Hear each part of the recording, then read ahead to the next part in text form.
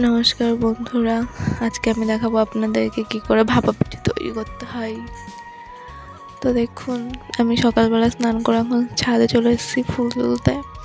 এটা আমার daily routine. ফুল তুলে এখন আমি চলে যাবো নিচে পুজো করার জন্য। তো চলুন, এখানে আমি পুজো করে নিচ্ছি। শর্টকাটে পুজো, হংনম ঢংনম পুজো এটা।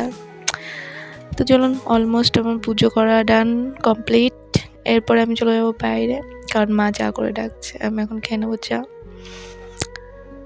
শীতের সকালে গরম গরম চা ভালোই লাগে খেতে। এরপরে আমি রাস্তার দিকে যাচ্ছি, এদিক ওদিক তাকাচ্ছি, কিছুই দেখতে পাচ্ছি না, কারণ আমাদের এখানে কিছুই নেই দেখার মতো, শুধু আছে কত গাছ জঙ্গল। এরপরে আমি আমার দিদি চলে যাচ্ছি মাঠে সরষে খেতে, কারণ এখন আমি এখানে গিয়ে করবো ভিডিও।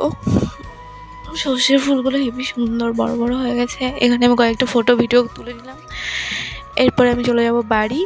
তো চলুন বাড়ি যাওয়া যাক। এখানে মাটিগুলো ফেটে ফেটে গেছে, সেটা আপনাদের দেখালাম, কারণ এখানে জল জমেছিল, সেটা শুকিয়ে গেছে এখন। তারপরে আমি বাড়ি চলে এসেছি ঠাকুমার সাথে বিকেলে চাল গুঁড়ো করতে। এখানে আমি চালগুলো গুঁড়ো করে নিচ্ছি। মোটামুটি চাল গুঁড়ো করা হয়ে গেছে। এখানে আমি দেখলেন কী করে চাল গুঁড়ো করতে হয়।